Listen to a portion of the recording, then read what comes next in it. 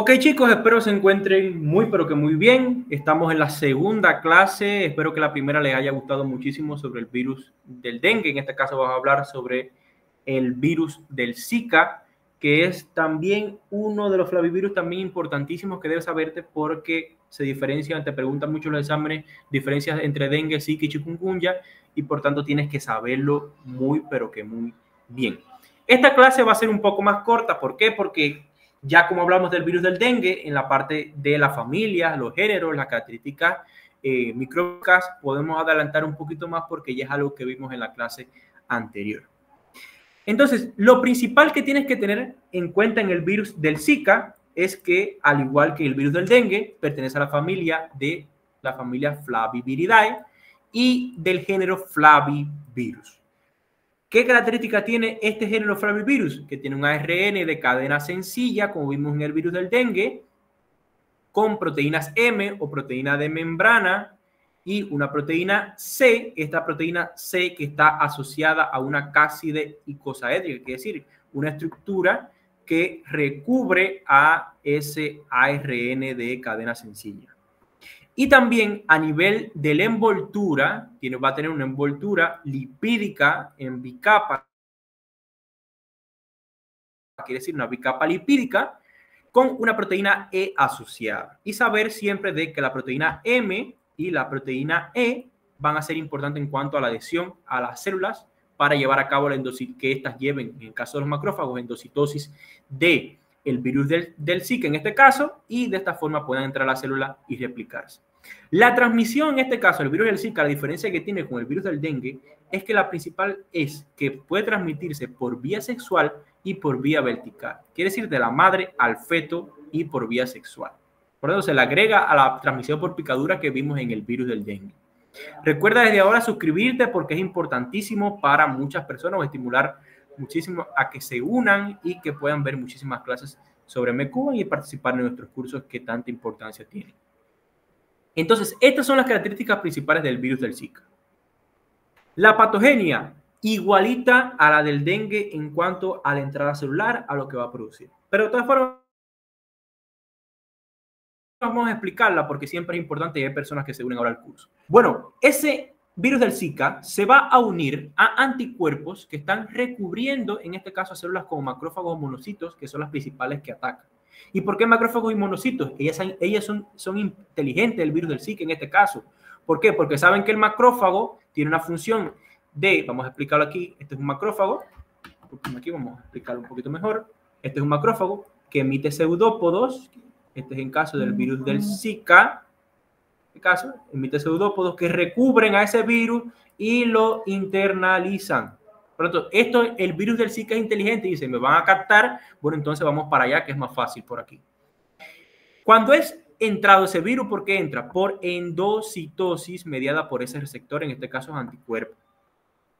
Pero se va a recubrir cuando entra de un endosoma o una membrana que va a protegerlo primeramente. Pero después, ¿qué va a ocurrir? Que a ese virus que tenía una envoltura, que tenía una cápside y que tiene un ARN de simple cadena, bueno, le vamos a quitar la envoltura por el pH del mismo de la célula, vamos a quitarle la cápside y solamente ARN, ¿okay? Que es este que vemos aquí, el ARN. Pero ese ARN no se va a quedar así, sino que va a replicarse también, va a tener funciones importantes como la ARN polimerasa para replicarse y formar un nuevo ARN.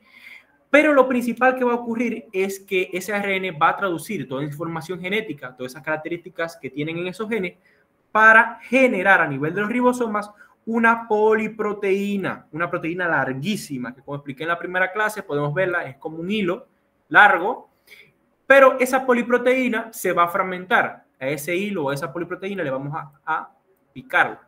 Ejemplo, como estamos haciendo así.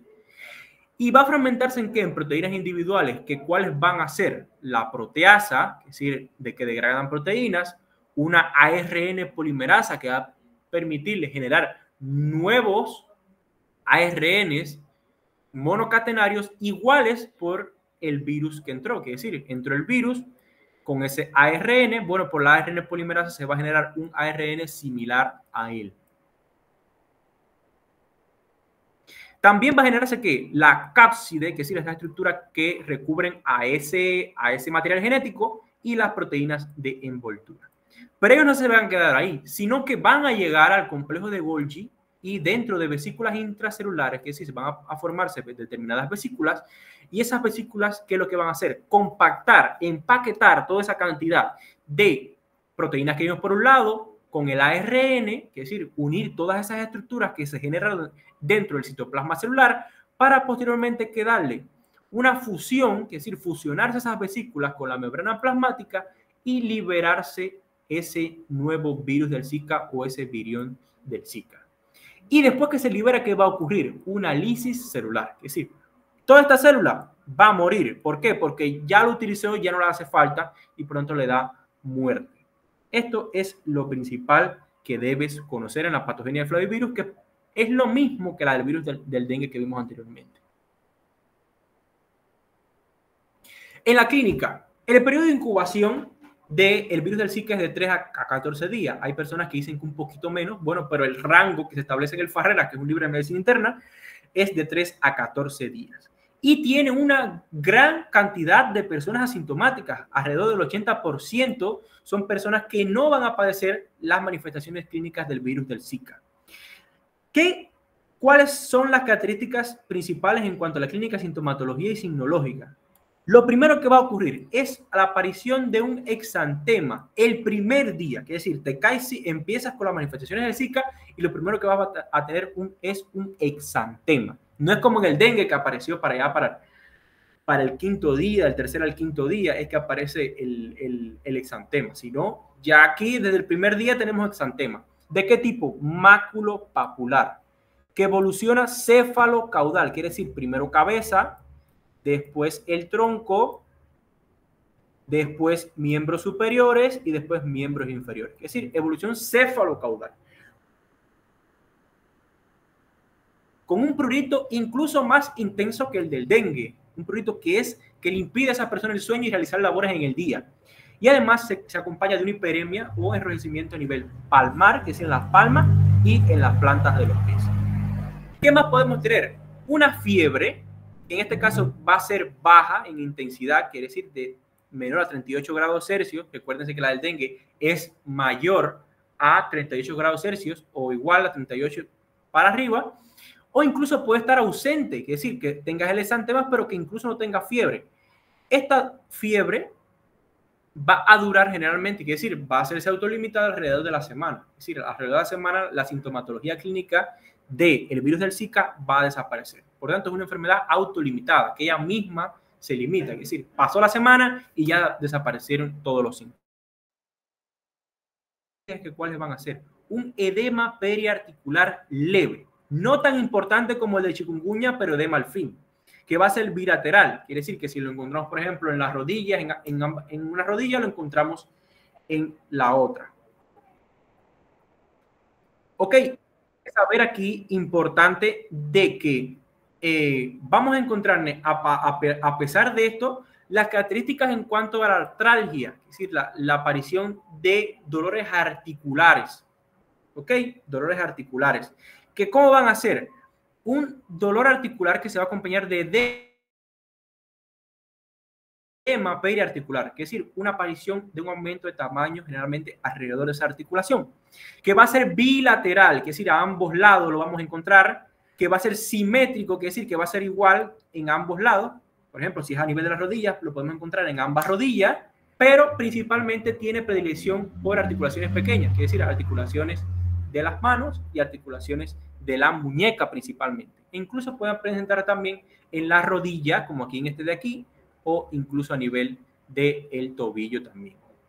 Que no tiene hiperemia, que es decir, no tiene coloración roja ni calor. Tú cuando lo tocas no vas a sentir una sensación de temperatura aumentada. Y es un dolor que es autolimitado, como les dije anteriormente, de 2 a 7 días. Es una enfermedad que se autolimita, es decir, que es una semana y ya no aparece más nada, no tiene evolución hacia la cronicidad. ¿Qué más puede aparecer? Una hiperemia conjuntival, que es decir, una coloración roja de esa conjuntiva, que no es tan importante, sino más bien todas estas características anteriormente. Los vómitos y las diarreas no son tan frecuentes como en el dengue, por tanto, no son características clínicas importantes dentro de ella. E incluso el virus del Zika no tiene evolución tan grave como la del dengue, incluso en pocos casos se reportan gravedades, sino más bien secuelas. ¿Y cuáles van a ser las secuelas principales?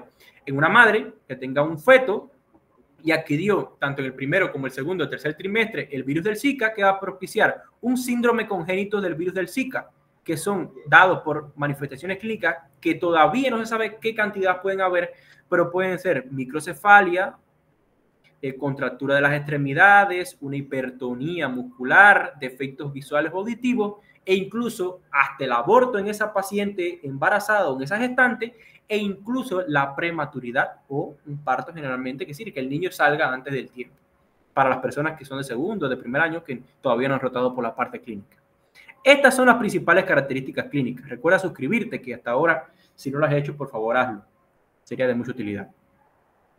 En el laboratorio, ¿qué vamos a encontrar? Las manifestaciones en laboratorios no son tan importantes como la del dengue. ¿Por qué?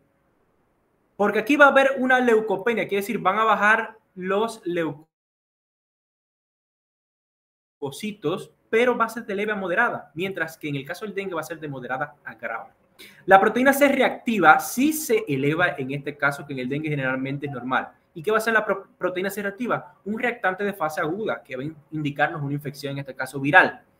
El recuento plaquetario va a ser normal o disminuido, pero nunca llegar a la trombocitopenia importante que vimos en el virus del dengue, es decir, ese cuadro aparatoso que aparece en el virus del dengue, no va a ser así como en el del Zika. Y el diagnóstico, la prueba que utilizamos principalmente, ¿cuál va a ser? Reacción en cadena de la polimerasa para detectar ese virus ARN del Zika, y pruebas serológicas que no van a ser más que pruebas que permiten la detección de anticuerpos frente a ese tipo de virus del Zika.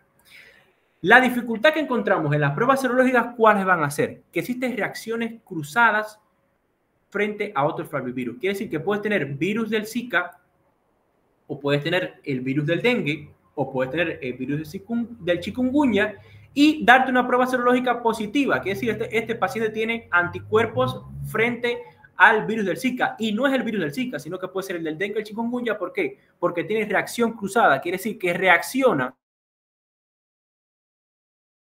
La prueba permite la detección de anticuerpos que pueden ser es decir, anticuerpos que pueden aparecer tanto en el caso del virus del dengue, tanto en el caso del virus del Zika, tanto en el caso del virus de chikungunya, y no ser estas manifestaciones, no tener las manifestaciones clínicas del virus del dengue o del Zika, en el caso de que diga del virus del dengue o del chikungunya, en el caso de que sea un virus del Zika. No sé si me expliqué bien aquí. Reacciones cruzadas es que puedes detectar anticuerpos que aparentemente tú crees que es del virus del Zika, pero no, el paciente lo que tiene es unas manifestaciones que diga, tiene una infección por el virus del dengue o por el virus de chikungunya, y te puede dar positiva la prueba. Esto es lo que quiero hablar de las reacciones cruzadas. Disculpen aquí que me enredé un poquito.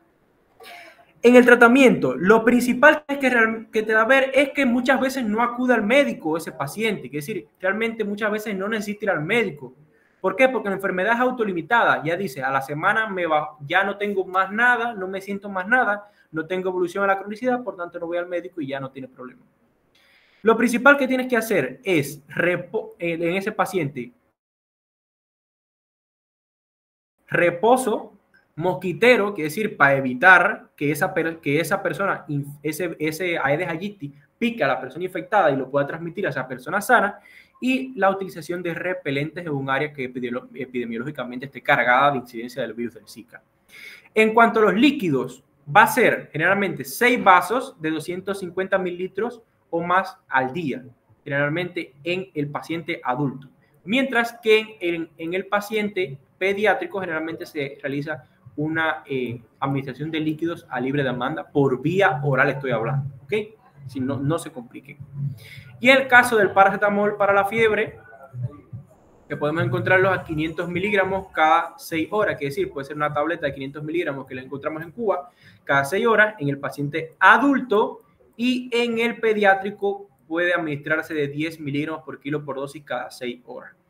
Revisé muchísimo en cuanto a los protocolos que existen del virus del Zika. Lo que tienen que saber es que hasta la actualidad es bastante complejo hacerlo. ¿Por qué? Porque tiene bastante parecido con el virus del dengue en cuanto a los protocolos que pueden llevarse en el caso de un paciente sin signos de alarma, es decir, un paciente que curse normalmente con la enfermedad, con la sintomatología, pero que no evoluciona a la gravedad. Generalmente los expertos